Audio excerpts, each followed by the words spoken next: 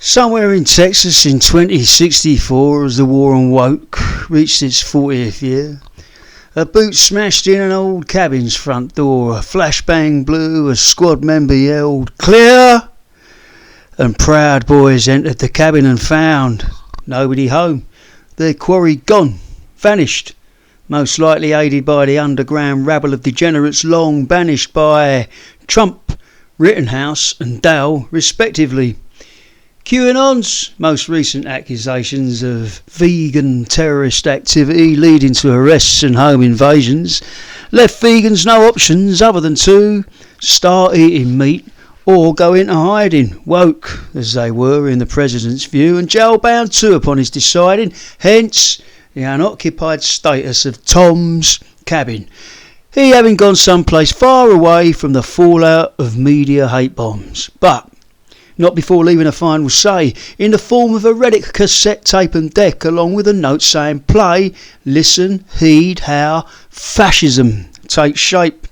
And of this since classified document, a memorised version I hereby present, although, please, let it be understood, my Texas accent isn't very good. This here's the story of Tarquin Dale.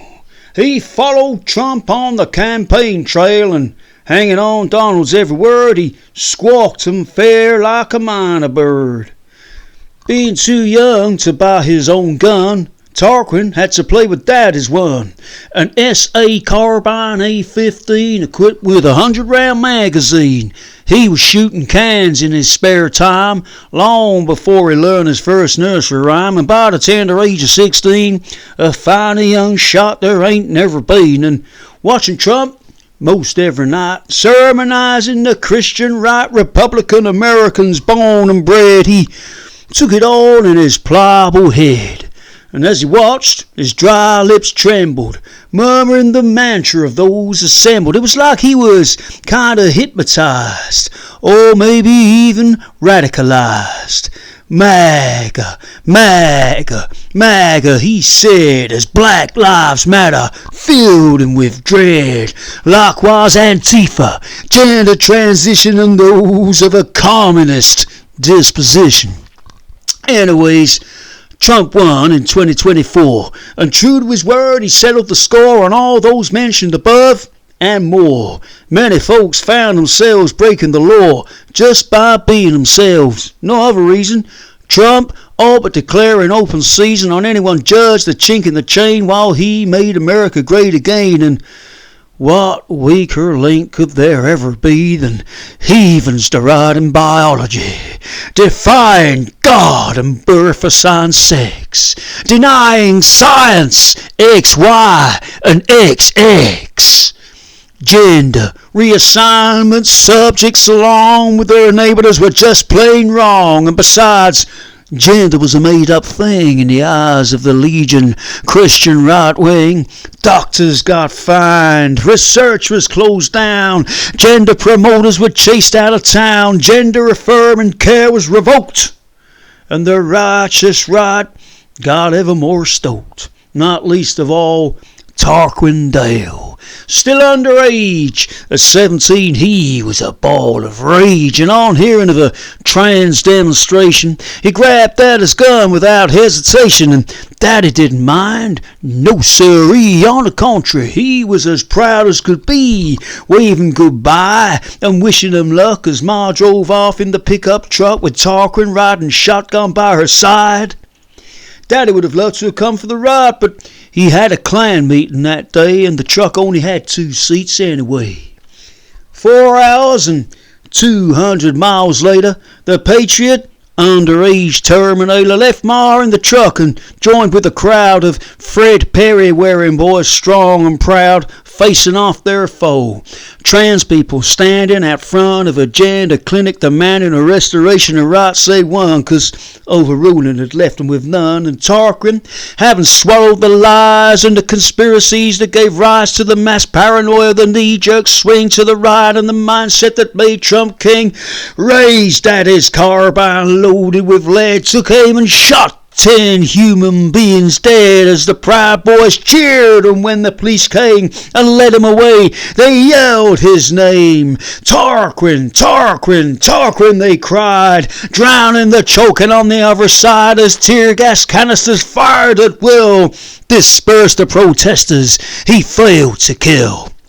Or at least that's how I perceived it when I watched the playback Tucker Carlson claimed was botched, inasmuch as it didn't tell the whole story. Provocation, he said, played a role, namely trans protesters burning the flag, along with an effigy of Trump in drag, and Tarquin opened fire after he got hit, because them trans was hurling all kinds of shit, and at the same time, one of them said they was going to kill him, and the fence gave way, and all hell was about to commence.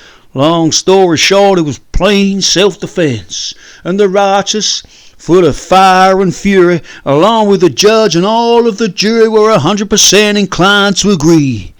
The verdict was read, and Dale walked free. Well, I guess y'all know the rest. Trump stayed president long past the time he should have been spent, and when blood stopped being pumped through his veins, Vice President Rittenhouse took up the reins and, enabled by Trump's commandment, scrapping the 22nd Amendment for 25 years, Rittenhouse made America great as the Christian crusade rounded up all the trans people and gays, along with those still promoting their ways. They locked them up in asylums and jails, and that being done, they followed new trails leading to leftist lecturers, teachers, abortionists, radicals, Marxist preachers, and anti-Americans, except those who knew keeping real quiet was the best thing to do.